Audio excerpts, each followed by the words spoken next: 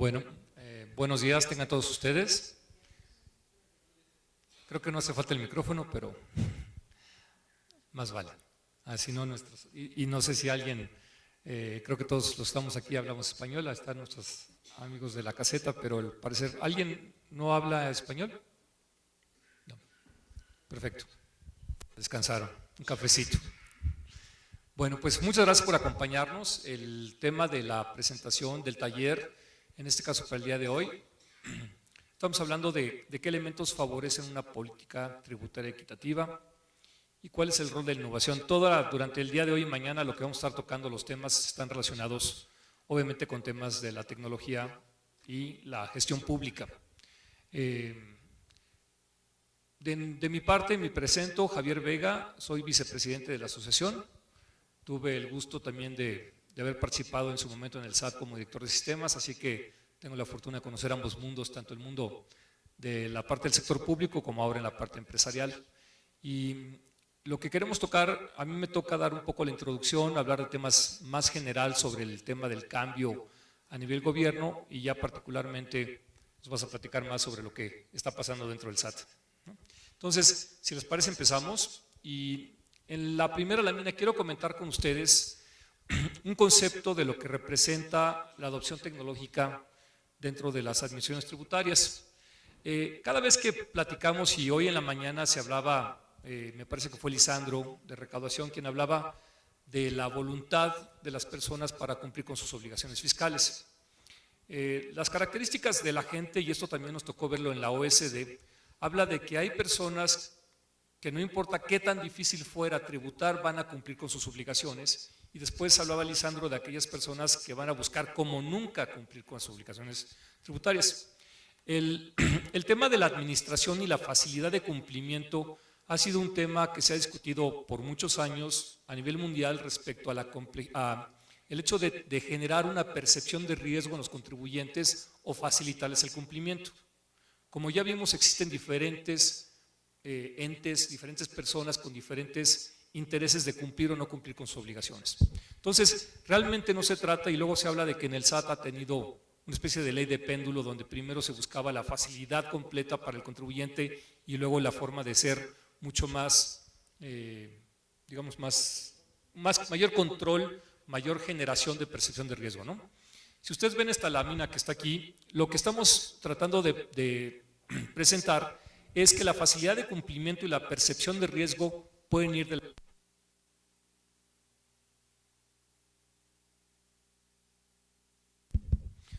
la mano cuando estamos hablando de que en realidad hay un tema de una facilidad de cumplimiento y una percepción de riesgo. Se puede hablar por olas, ¿no? Una ola incipiente.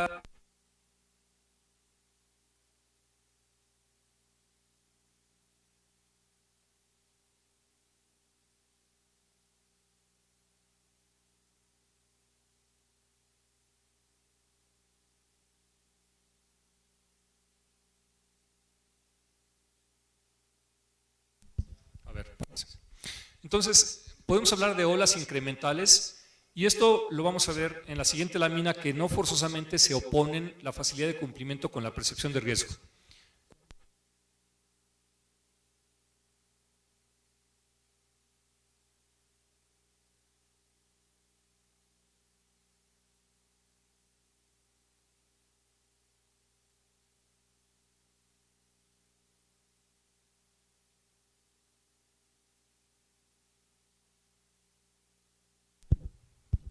Sí, entonces comentamos que no se tienen que contraponer.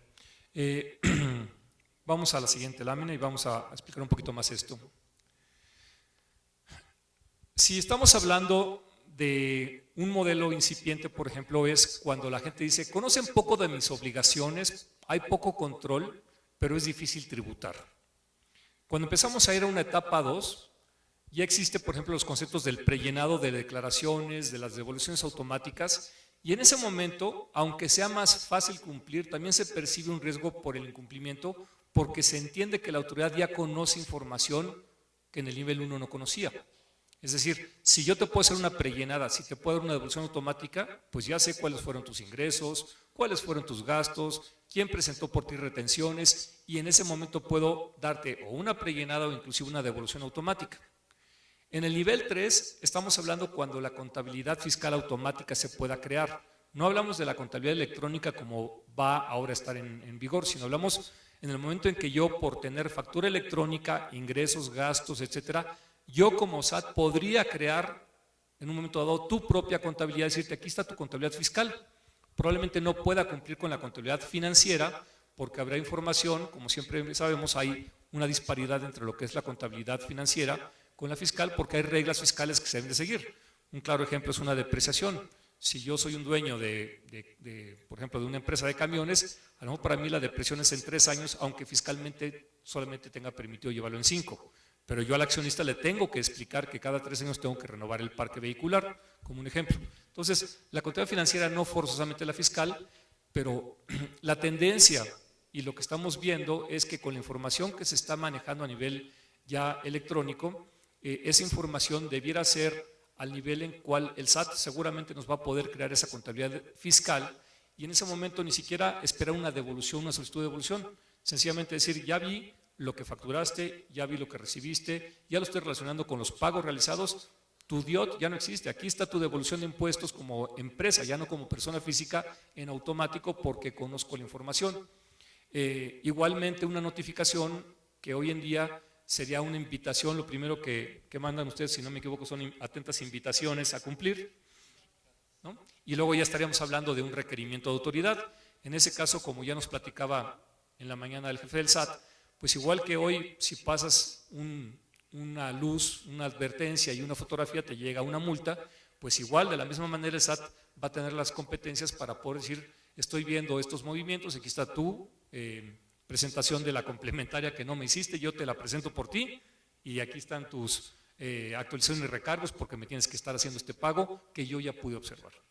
Eso debiera ser una visión en la cual pues sencillamente ni siquiera tengo que presentar mi declaración. ¿Es fácil cumplir? Sí, lo están haciendo por mí. ¿Hay percepción de riesgo? Absolutamente, porque estoy dando cuenta de que la información que tiene el SAT de todo lo que está sucediendo ya lo tienen de primera mano.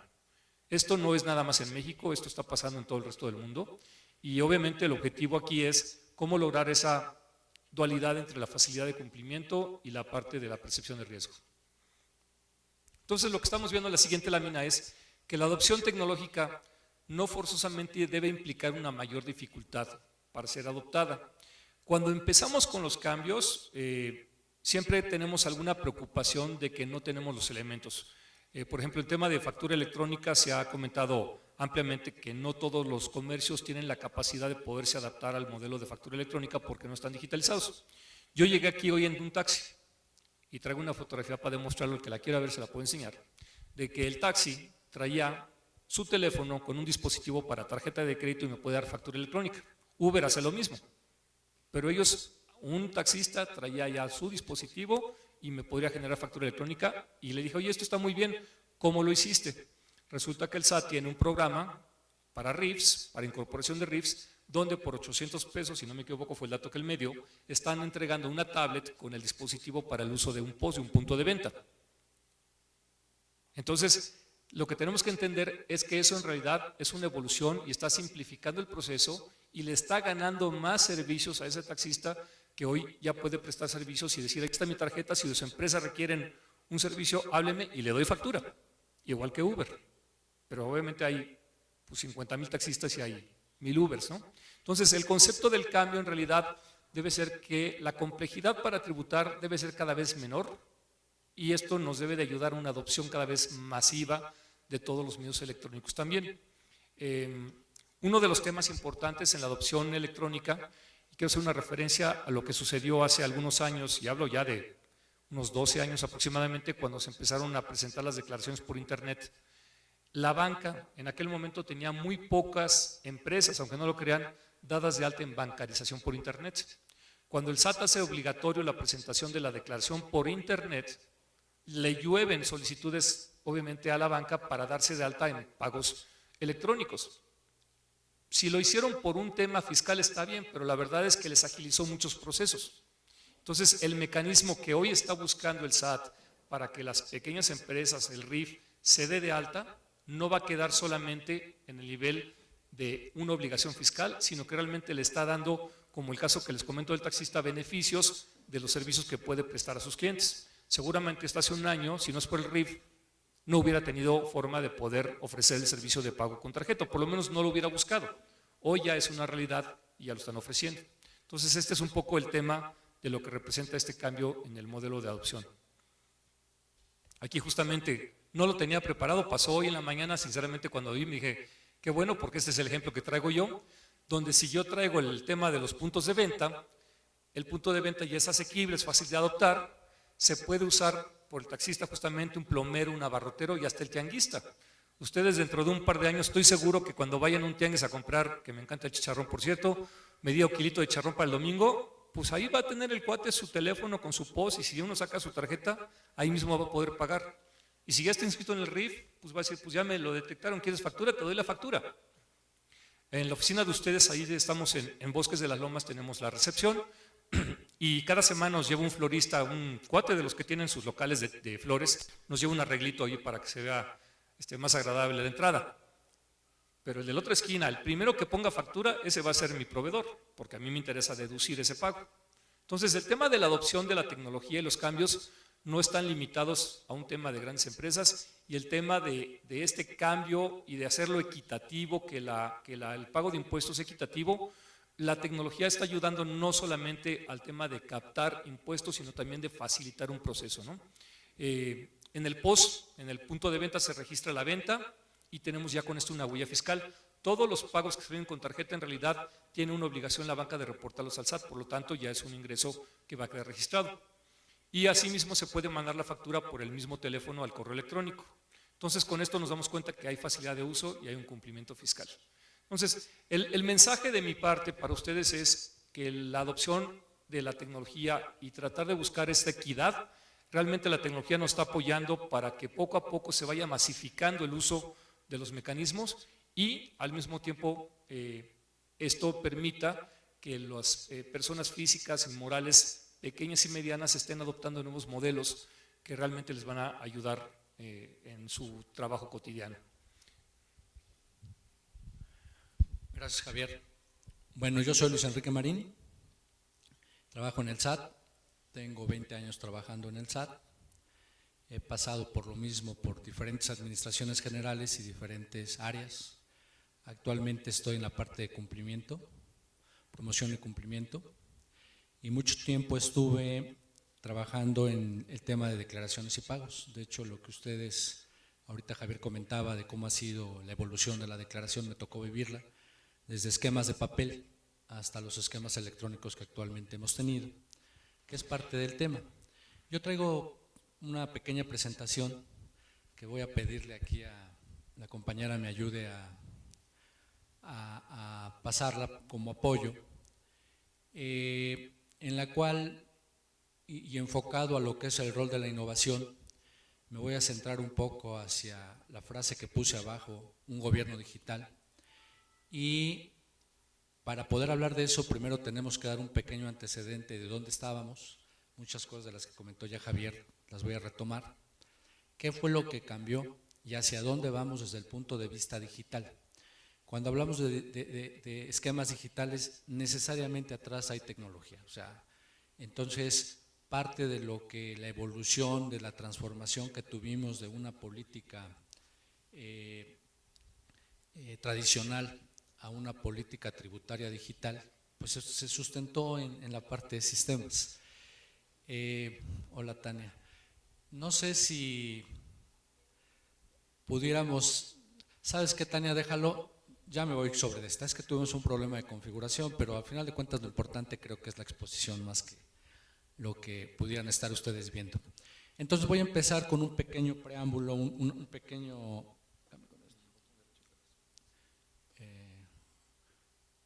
con un pequeño preámbulo de antecedentes y toco el primer componente importante, el control contra la simplificación, lo que decía Javier, al control le llamaba riesgo, simplificación o facilidad.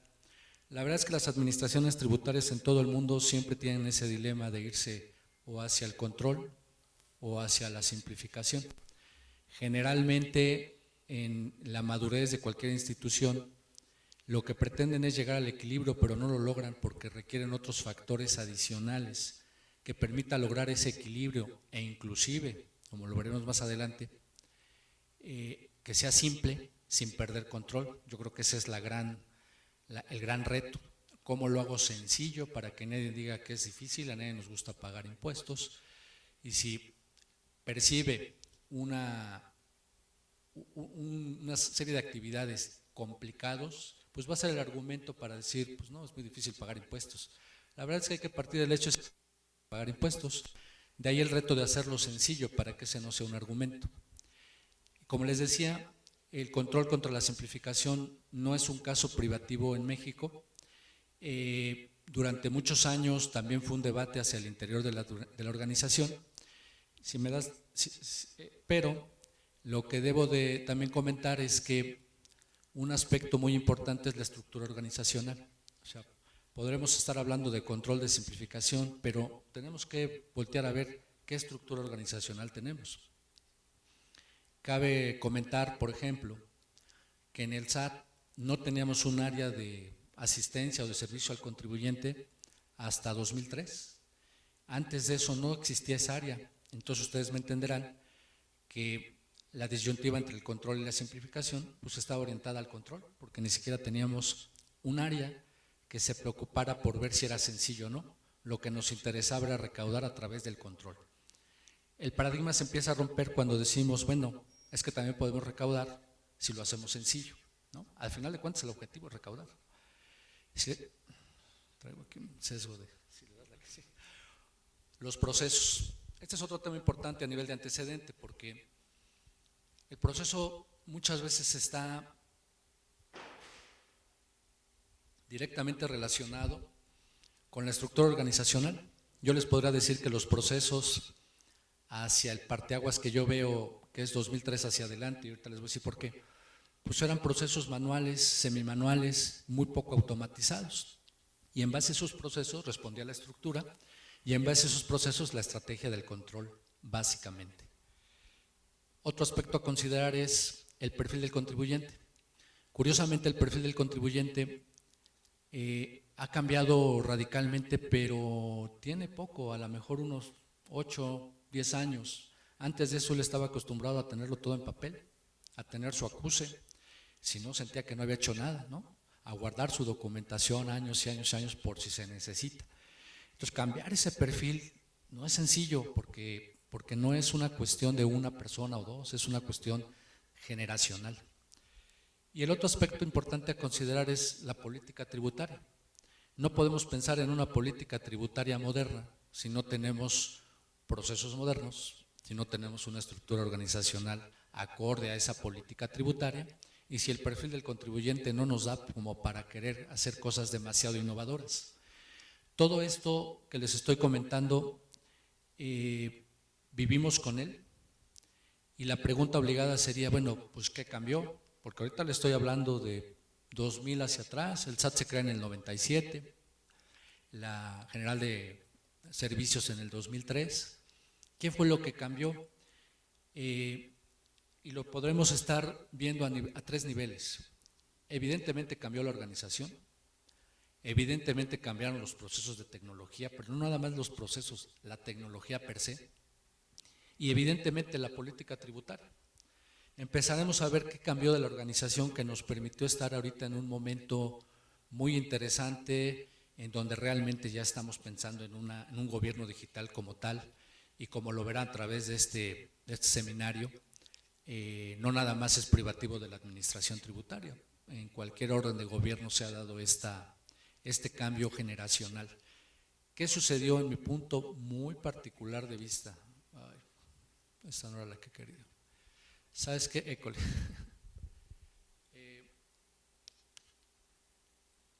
En mi punto muy particular de vista, algo que dio un impulso, un parteaguas en la administración tributaria, es entrar en un esquema real de planeación estratégica. Es decir, tener claro qué queremos hacer, qué no queremos hacer, a dónde queremos ir, en qué tiempo queremos estar ahí.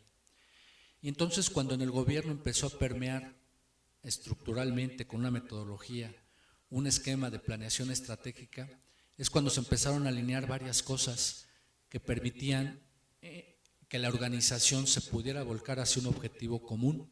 Ya no era el esfuerzo de un área o de un jefe, ya era una cuestión metodológicamente preparada para vernos en una situación de modernidad en el corto y mediano plazo.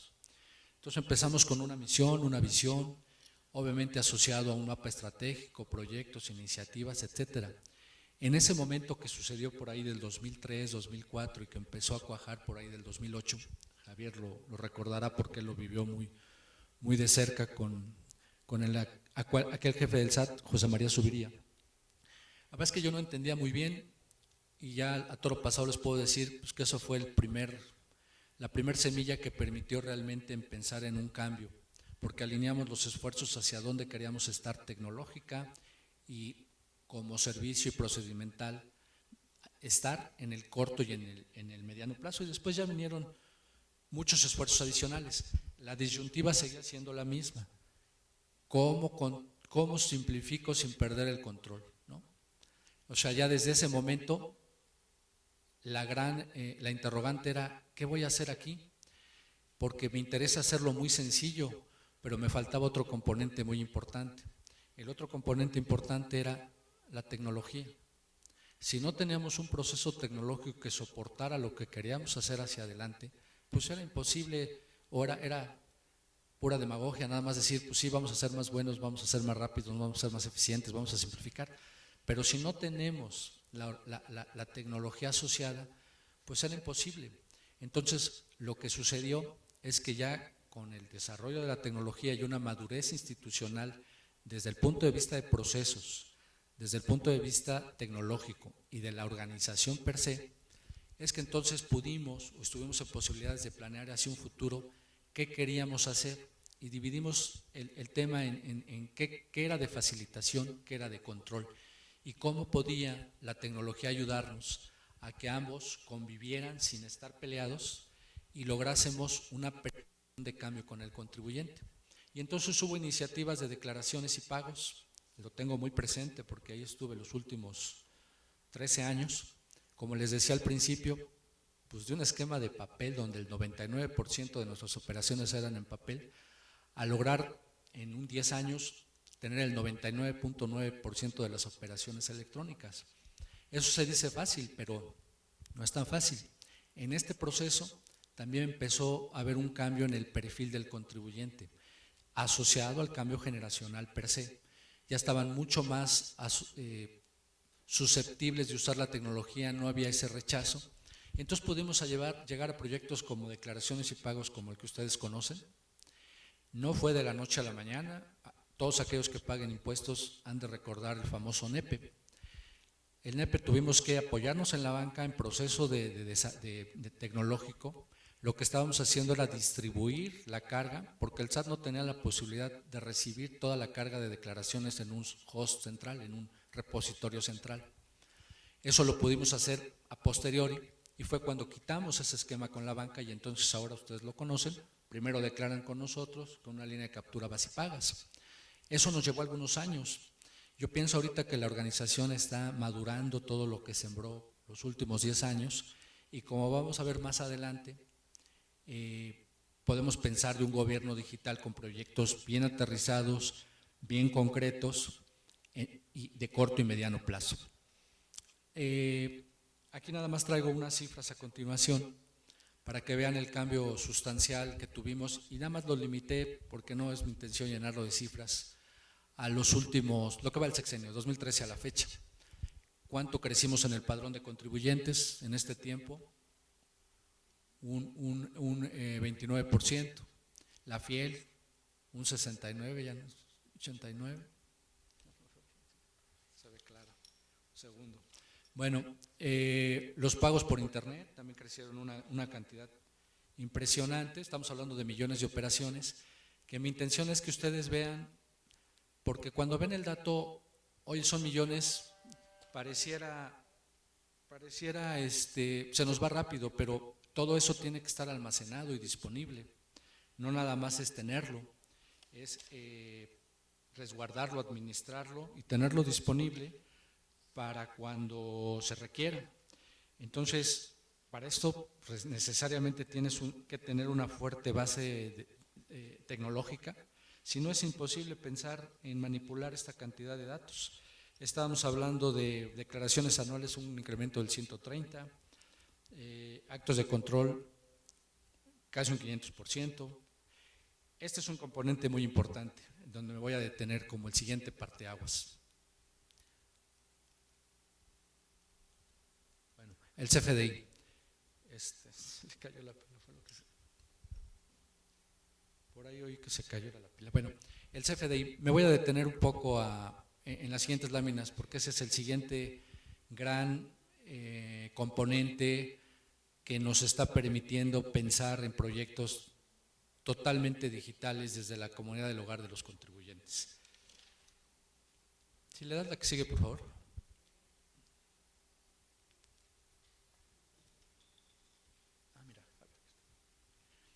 El marco normativo o la política tributaria, perdón. Todo esto que le estoy platicando de cómo cambió la organización al momento que tuvimos una planeación estratégica, evidentemente la organización cambió. Cuando hablamos de los procesos de tecnología, evidentemente de nada nos hubiera servido tener una misión, una visión, programas, mapas, etcétera, si no tuviéramos tenido una tecnología que lo soportara. Pero el siguiente rubro también muy importante fue la política tributaria.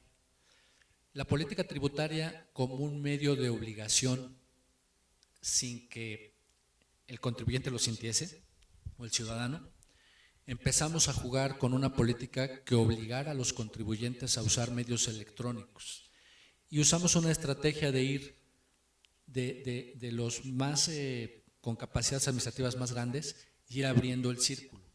Ejemplo de eso tenemos hacer obligatoria la FIEL. De entrada no era obligatoria, pero en el momento que la hicimos obligatoria para todos los contribuyentes, nos dio una certeza tecnológica de saber que quien estaba firmando un documento electrónico era quien decía que era. No nos lo podía desconocer, no lo podía repudiar.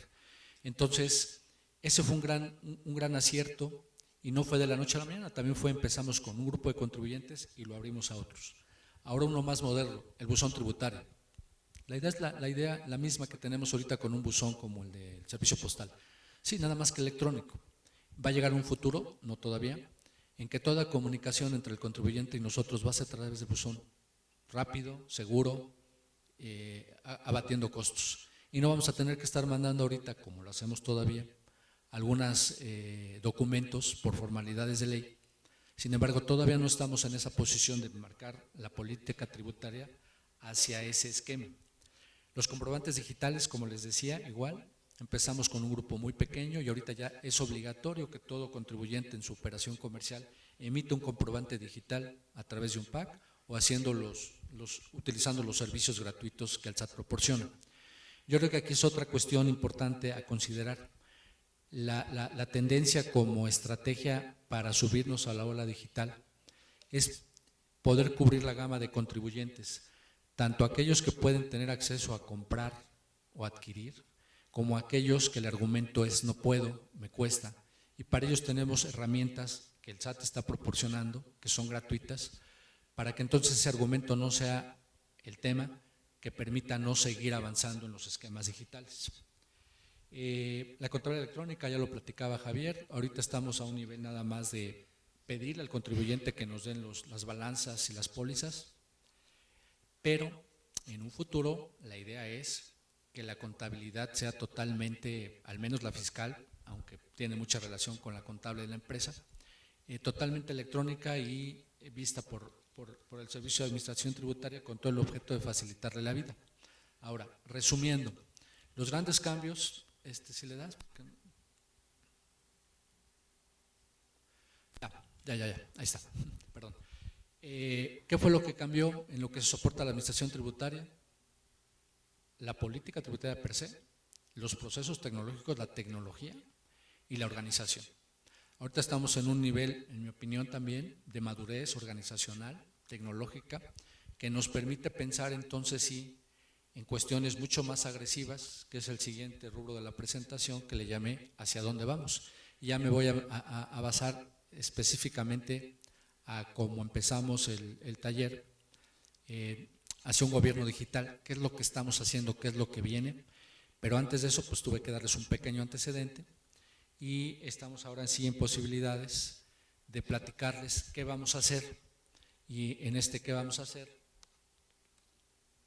cómo juega la tecnología hacia un gobierno digital. Lo primero que hay que considerar es que el contribuyente cambió, o sea, el perfil del contribuyente que actualmente tenemos es un contribuyente más capacitado, más exigente, más especializado, más consciente de sus obligaciones y con una mayor cultura tecnológica.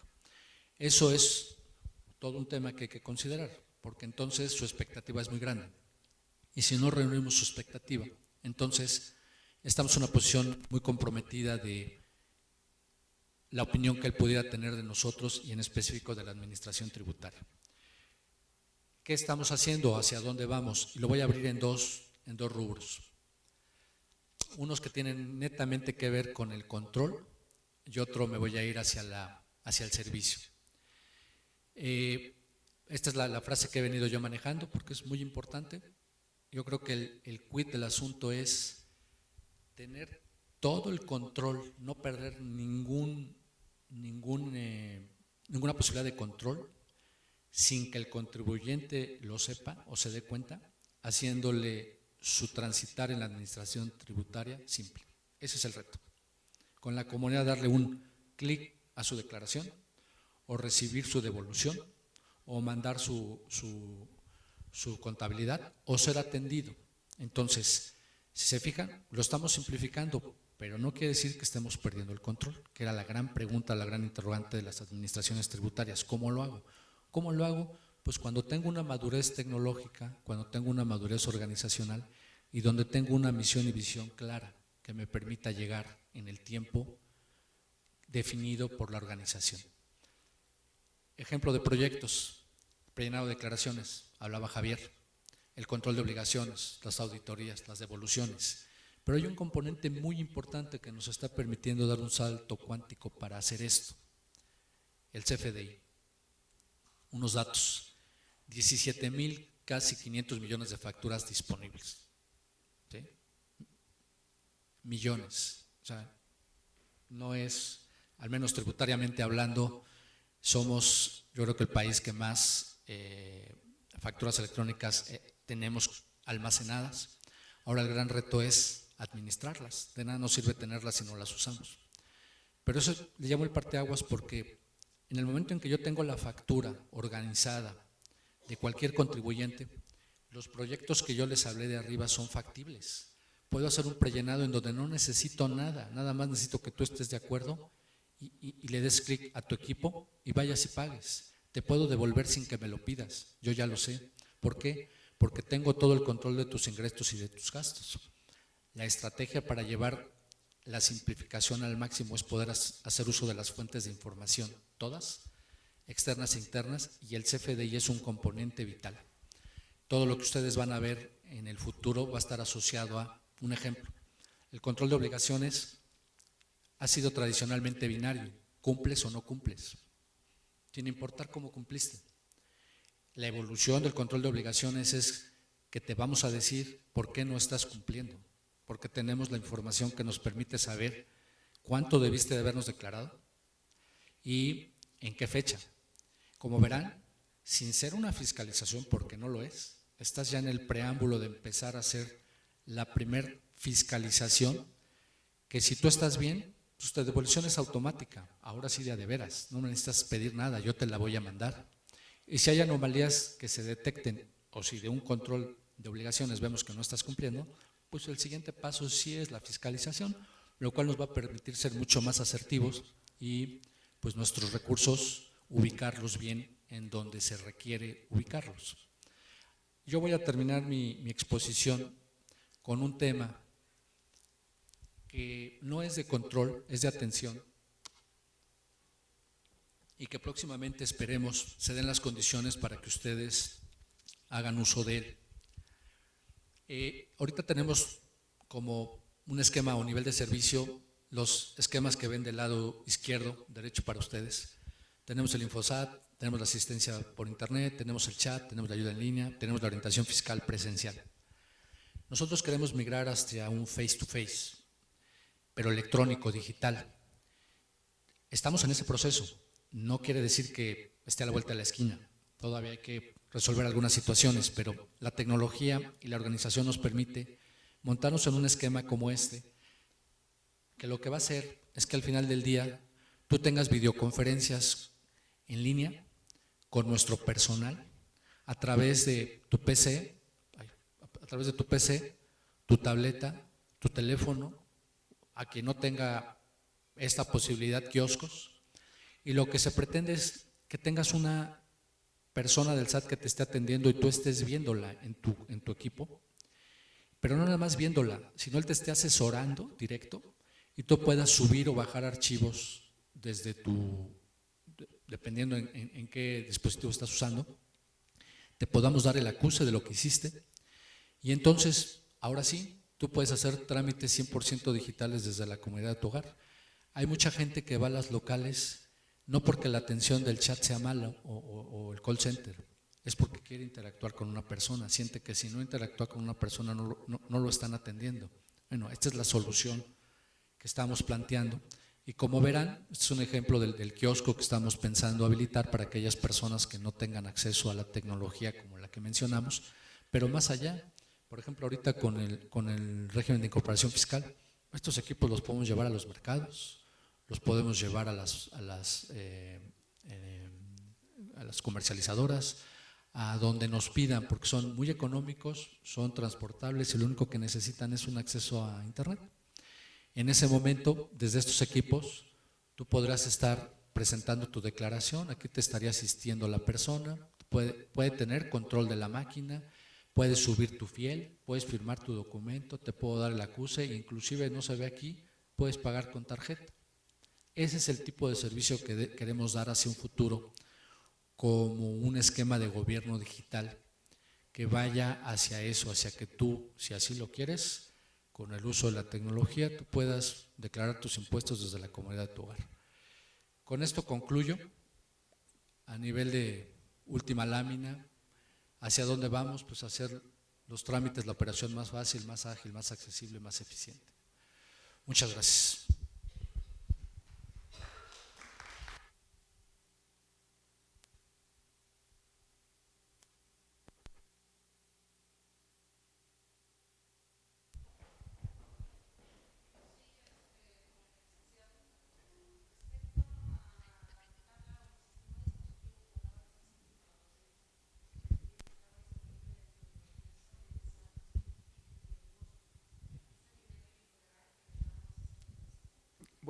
Voy a usar las palabras que me dieron a mí en el SAT hace una semana, a lo mejor tú tienes más el detalle. Sé que es a través de las cámaras de la Concanaco, si no me equivoco, ese dispositivo, y el costo que me dijo el taxista, así que voy a usar al usuario final que dijo, 800 pesos.